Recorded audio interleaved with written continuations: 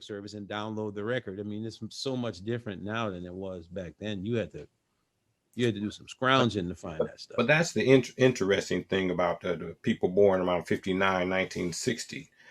Learning was a different process for me. My mother took me to the library, took out 10 books. I read them every week. When I practiced clarinet, I was sitting in a room by myself, with a book and with the music and what the teacher said to do. There was nothing to look up, no one to talk to. I didn't want to hang out with nobody doing it. You know what I'm saying? That Right. learning was a process where your mind begins to develop. And now Right. people want a shortcut, and the teacher's got to be happy and upbeat, teaching them lessons and stuff. And Well, it's like the thing I understand is that I always use sports analogies. uh, Like in the 1980s and the 1990s, Michael Jordan was the greatest basketball player in the National Basketball Association. There were other great players, no doubt. Magic was there, James Worthy was there, Julius Irving was still playing towards the end of that. In the early 80s, Dr. J was still playing, Larry Bird was there.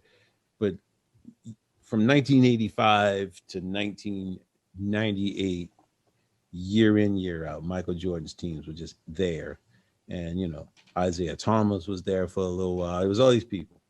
And Michael Jordan is great because he was great.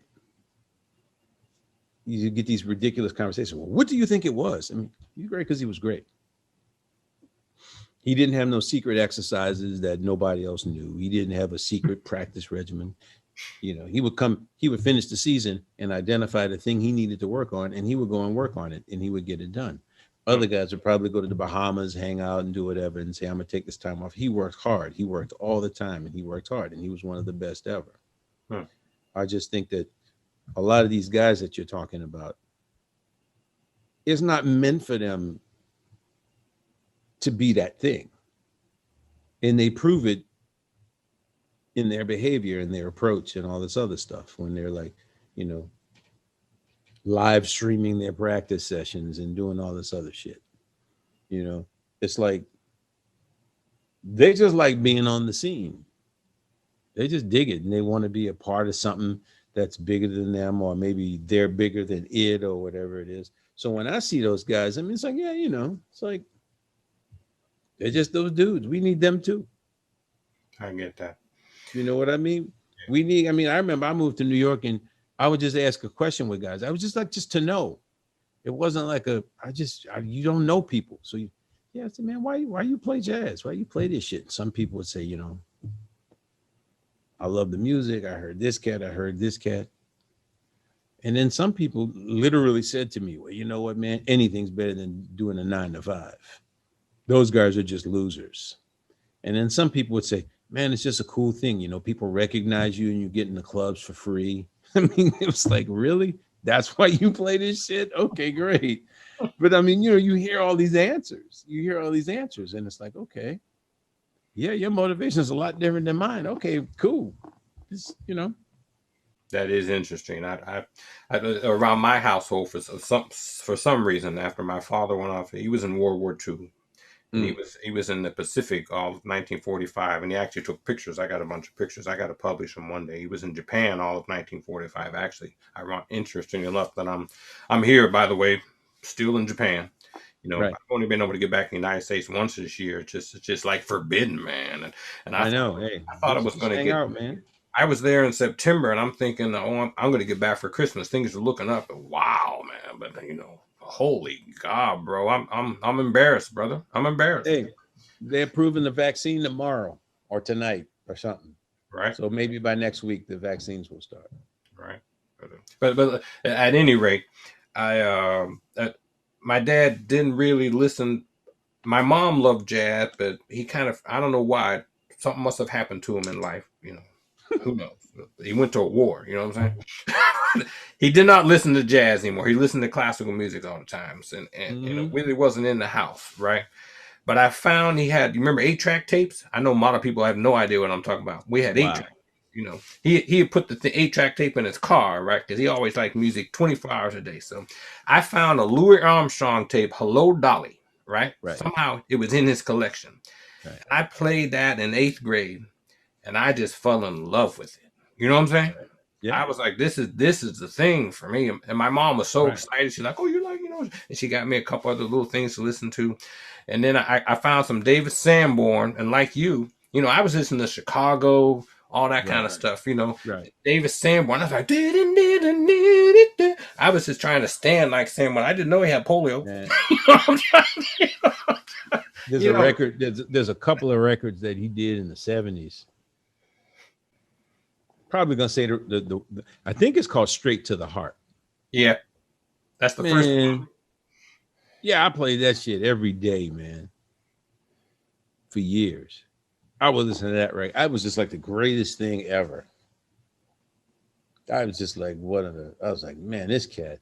Like when I met Kenny Kirkland, I was at Berkeley, and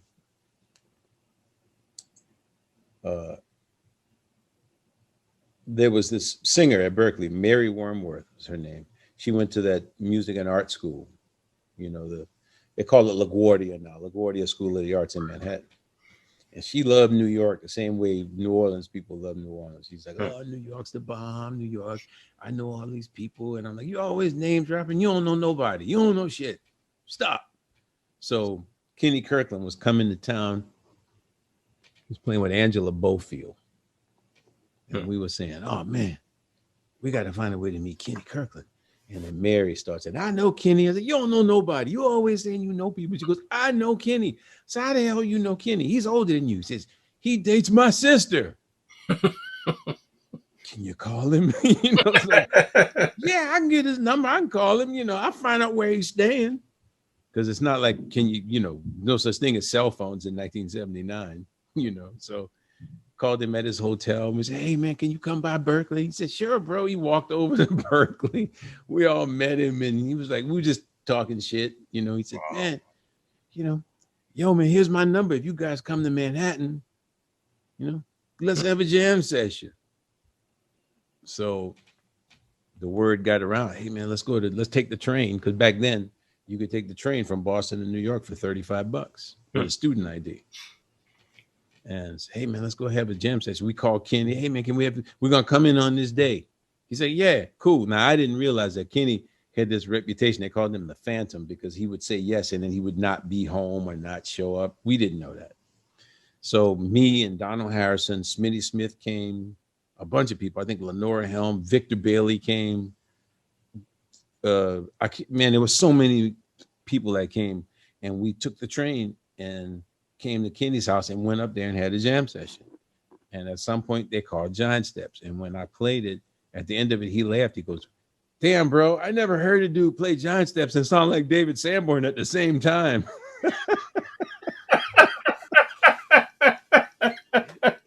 Oh my God. That was my dude, man. I was Sanborn out. And my boy Walter Beasley, he was Grovered out, so we would always talk about, man, why are you listening to Sanborn? I'm like, man, Sanborn's the shit. You can have that Grover shit.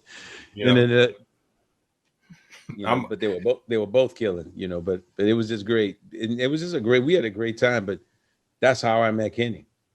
Thanks to Mary. Wow. That was a great time. And actually, Straight to the Heart was later. The Taken Off was the first one that Howard Johnson produced. That's Johnson, not the one I knew. At Howard Johnson, the first one I had was the one called Sanborn. You remember big picture on the cover with Morning Salsa, and then I learned all that stuff off the record, man. I didn't know what was going on, but I just, man. I want to look it up. I'm pretty sure it's Straight to the Heart. It's like 75. Yeah, no, Straight to the Heart came out just a couple years later. I definitely know it. He had another record called something similar to that. There was a record with Promise Me the Moon and stuff. Yeah, okay. Straight to the Heart is 84. 84, that's later. But I'm back. So that's not the one I'm talking about. There's another one, 75, and it has a similar name. It has Heart in it. Let's see. A change? No, not that. Let's go early, people. 87. They started 1980. Oh no, he had 70. I'm looking at all these records, The first one was Taken Off, Yeah, 19. not that one.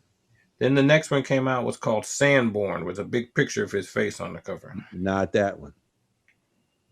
Then there was another one with Promising Me the Moon. I had them all at one time, man. I was, you know. Yeah, well, there's a record. I mean, because when I did my recital at Berkeley, we played one of the songs from that record. Well, get out of here. Hell yeah, man! My recital was quite diverse. There was a Victor Lewis tune on one of them. You remember that? 7th Avenue?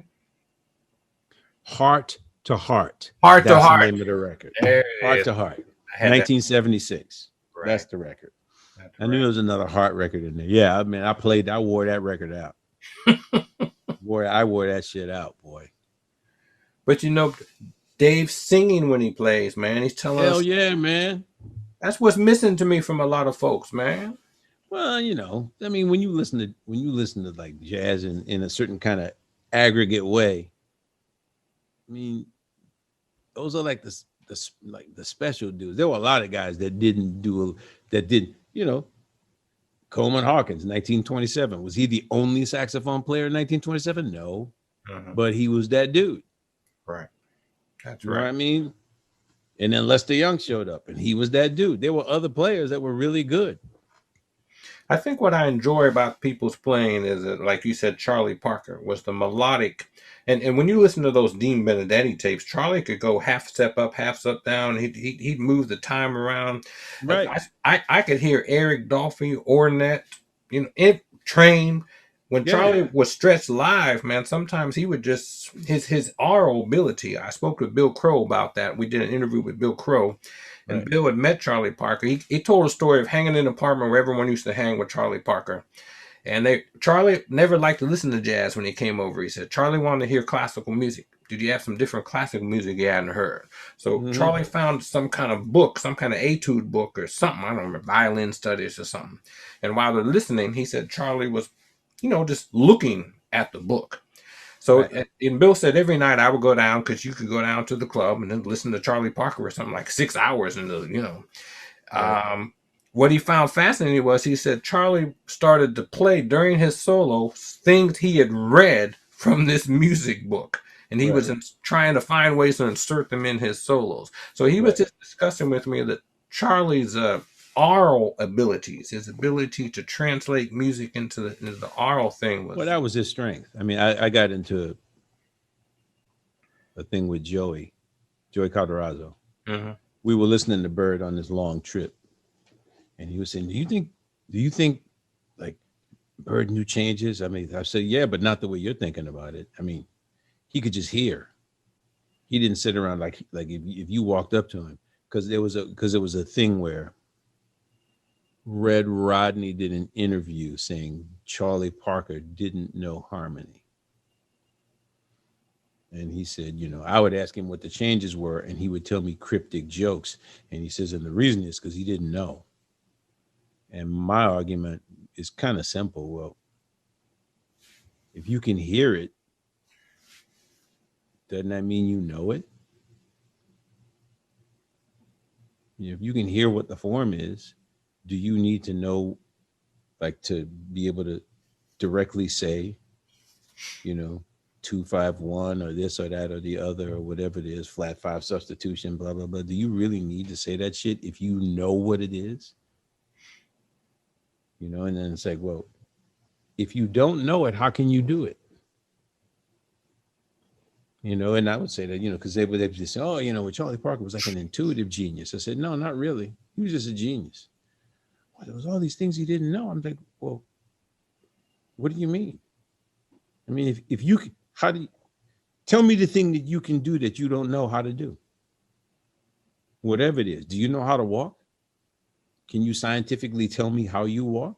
Because basically on the parameters that you're saying, said if you can't tell me, you know, which nerves communicate to the brain to tell the leg to do such and such, then you don't even fucking know how to walk, yet you're walking. Charlie Parker could hear. He didn't need to know this shit. But and Joey's like, I don't think that's true. I get the feeling he knew the chord changes, but also I don't think he knew any of that shit. You don't think so? I think Dizzy knew it. Dizzy was the harmony guy. Mm-hmm. So then we got to North Sea a month later, and Joey never forgets anything. And Lou Donaldson was sitting on the bench. I said, "Sweet Lou, hey baby, what's happening? We talking." Joey walks up and says, "Hey Lou, I'm Joey Calderazzo. I'm in Branford's band. It's nice to meet you." He says, "Do you think Charlie Parker knew harmony?"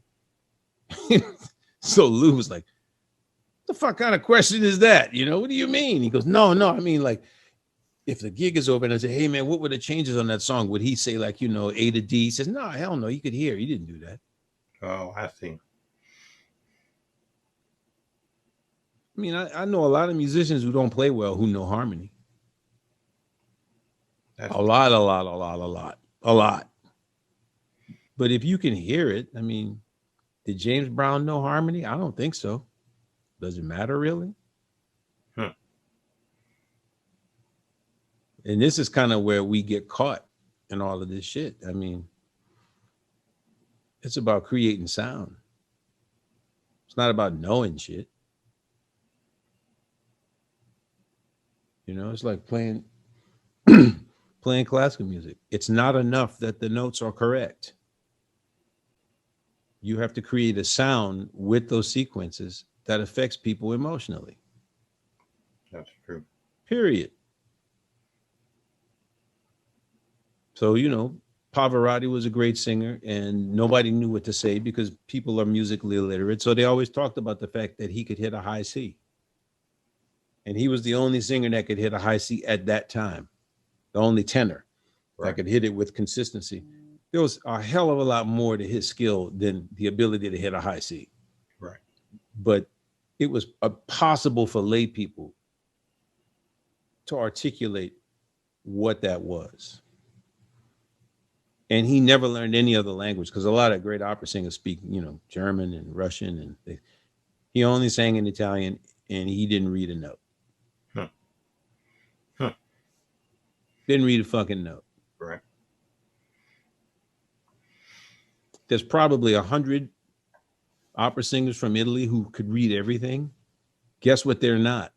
They're not Pavarotti. Yeah, that's true. You're right. You're right about that. There might even be more than 100. Right. But I doubt it. I mean, 100 sounds like that's a lot for opera singers.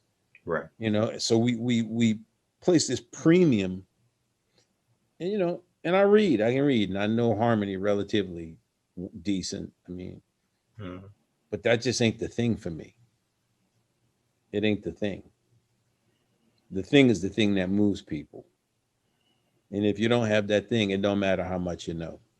If you can't hear, you know, if you can't, if you're in the American football business, and you look on the field and you really can't see what's going on, then you make up for that by knowing things. Right. That's right. 6'5", runs the 40 in 4.3 seconds, vertical leap of 44 inches. Can they play football? Well, they're really great athletes. Can they play football? Yeah, I think they can play football. They're great athletes. And that's how the Chicago Bears draft Mitchell Trubisky and pass up on Pat Mahomes. Right. That's how you do that. Right. Because you can't fucking tell who's a really good football player. So you go with stats. It's the same kind of thing. And then the coach of the Kansas City Chiefs said, that guy is a football player. We need to trade up, do whatever we can to get him because he's going to change our future. Right. Speaking of that, how about my boys, the Steelers, this year? I know it's a weird year, man, with COVID and everything, man. But don't worry, they just lost to the Washington football team. Yeah, I watched it. I got Sling TV and Netflix, all and stuff. You know. I mean, I'm. You know, it was great. I mean, well, Tane's a big Steelers fan. I'm happy for the Steelers. I'm from New Orleans. I'm a Saints fan. It's going to work out. The Steelers got no running game, though. That's a problem, man. No. That's the problem. That is a problem. The defense is incredible, but I mean, it was fun watching a team like Washington really fight and scrap. It was great for Alex Smith, who had a leg injury 2 years ago where they thought he was going to have to be amputated. Right. So that part was great. I mean, it's a nice feel-good story. They're not the Steelers. The Steelers there's two really dominant teams in the AFC, Right. and it's Kansas City and Pittsburgh. Yeah, you know what? You can't be born in Pittsburgh and not be into the Steelers, man. You know what I'm saying, man. Bro, I'm from New Orleans. I know the same story. It's the same story. But man, I knew something was wrong when we're on third down, 1 yard to go, and rather than run the ball, he throws the ball again. Yeah. And I said, "Come on, man!" I grew up in the day with Franco Harris, Rocky Black. Come on, man. Well, Connor's good. He keeps getting hurt though. Yeah, He keeps getting hurt. And you know what Pittsburgh in the last 10 years has really done is really been able to find wide receivers who no one knows from small colleges. that's true. You're right. And you know, Antonio Brown was one. Mm-hmm. Well, Plaxico Burress was kind of known because he went to Michigan State. Oh yeah. And then there's the other guy. I'm trying to remember his name. I know you Santonio Home. Well, he went to Miami. That's true. But not that kid. That kid that's there now, Claypool. Yeah. Woo. They find a way. Hey man, it's 9:30. I gotta get out of here. Yeah, man. I didn't even get to ask you about the Tonight Show. So maybe we'll have to do another one if you have some time, man. Well, the COVID's going on. I don't see us really hitting the road again until the fall if we're lucky. So I'm around. All right, man. I enjoy listening to you, man. We can do a part 2, bro. We can do a part 2. That's the first time I ever heard the whole Lionel Hampton story. That's funny, man. I was going to say, maybe it's a Virgo thing. You and me are both Virgos. I've done some stuff like that, man. It just pissed everybody off when I was younger, man. I don't mind pissing people off, man, but it was a time for it. I mean, if it was my band, I don't care who I piss off, you know, but right. I was this kid in a band full of men. Right. And I should have just kept my damn mouth shut. But no regrets. No regrets. Is it true at the end of the movie? Someone told me at the end of one of that Spike Lee movie, you yelled something out about Titone. Is that a true story? No, hell no. All right, that man wasn't even. That man was not on my mind past the last time I met him. All right. I ain't mad at him. I wasn't mad at him. He was more mad at me. He just, A lot of folks got mad at him. Patrick Rickman once, Patrick Rickman, Face, trumpet player. He kind of got it. He was playing with Bernard Harper for a long time. He kind of got out the music, man, But right. One time he got up in Titone's face because I don't know what they were doing in Europe. He's kind of. Patrick once pulled a razor on me. He's one of those cats from Kansas City. You know what I'm saying? He's like, yo, man, you need to stop whatever you're doing. You need to stop. Right. I forgot who I was talking to. I'm sorry, Mr. Rickman.